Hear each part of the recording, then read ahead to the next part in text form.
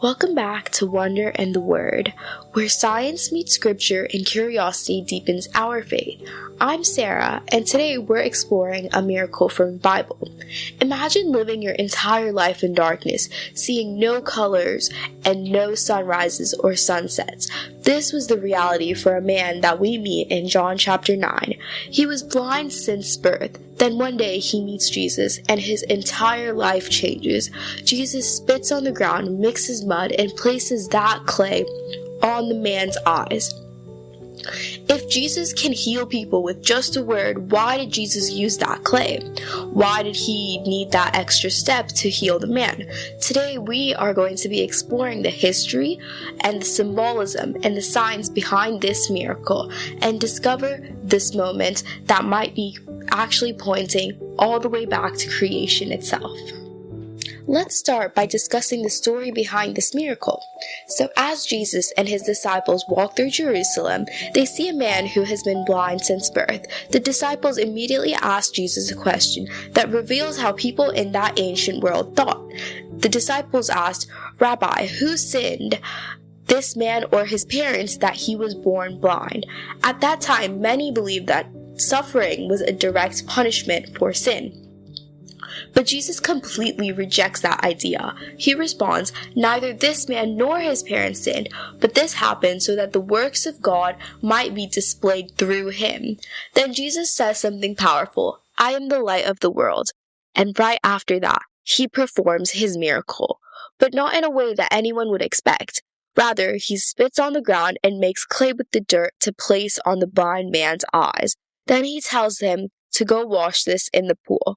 The man goes, he washes, and for the first time in his life, he's able to see again. Now let's zoom in to something even more fascinating, the original language that was used in this passage. The word that is used for mud is pelos. This word in the original Greek language means clay or soft earth.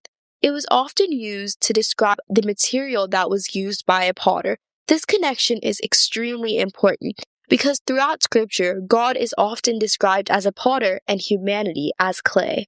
Isaiah 64:8 says, "We are the clay and you are our potter." So when Jesus uses this clay in the miracle, the imagery reminds us of something much deeper. This isn't just about healing, but rather this also connects back to creation imagery. In order to be able to completely understand this, we have to go back to the very beginning in Genesis. Genesis 2 verse 7 tells us that God formed the first human from the dust of the ground. The Hebrew word used there is afar, which means dust, soil, or earth. In this picture, God is forming the whole of humanity from the ground itself. Now think about what Jesus is doing in this miracle. He takes the earth and turns it into clay to place on the man's eyes. Many early Christian thinkers saw this as something incredible, almost as if Jesus is performing a mini creation miracle. The eyes that were never fully formed from birth are now being reformed by the Creator himself. In other words, the same God who once turned humanity from dust is now restoring sight with dust.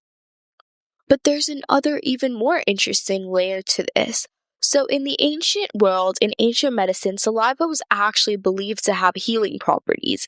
The Greek and Roman medical writings talk about saliva being used to treat eye conditions or wounds. So when Jesus mixes the saliva with clay, the people around him probably recognize it as a folk remedy. But there's a key difference here because in the miracle, the power comes directly from God. The materials aren't magical. They're simply the means through which God reveals his power. In fact, many scholars think Jesus intentionally used physical materials so people would remember the moment and recognize that the healing came from him. The mud becomes a visible symbol of something much more deeper. Now let's look at the layer of science in this conversation. So vision is actually one of the most complex systems that the human body has. For vision to work, a lot of systems have to function properly together. First, the light enters through the cornea and the lens, and then the retina converts that light into the electric signals. Those signals travel through our optic nerve to the brain's visual cortex to process those signals into images. But here's the amazing part. When someone is blind from birth, The brain often never learns how to interpret this visual information. Even if the eyes are repaired later, the brain might still struggle to understand what it actually sees, which means restoring sight to someone born blind is not just about fixing eyes. It would mean fixing the eyes, the nerves, and even the brain's ability to process vision accurately. Modern medicine suggests that this level of restoration is extremely rare and extremely hard to achieve. Yet in this story, the man simply washes his eyes and suddenly he can see. From a biological perspective, that would require the instantaneous restoration of an entire visual system. It's not just cleaning or healing, it's recreation. After placing the clay on the man's eyes, Jesus tells him to wash off in the pool of Siloam. The name Siloam comes from a Hebrew word meaning sent, and throughout John's Gospel, Jesus repeatedly describes himself as the one sent by the Father. So there's also another symbolic layer here. The man is sent to wash in a pool called sent by the one who was sent by God. The Gospel of John often works like this, with layers of meaning hidden beneath every story. But the story doesn't end with the healing. After the miracle, the religious leaders began questioning the man. They struggle to believe what actually happened. Ironically, the man who is blind begins to see the truth more clearly than the experts. At first, he says, "A man called Jesus healed me." Later, he says, "He must be a prophet." And eventually, when Jesus reveals himself, the man believes and worships him. Meanwhile, the religious leaders, who can see perfectly, remain spiritually blind. That contrast becomes the real message of the story, because physical sight doesn't always mean spiritual clarity. In the Gospel of John, miracles are often called signs because they point to something deeper and spiritual beyond the physical event that occurred.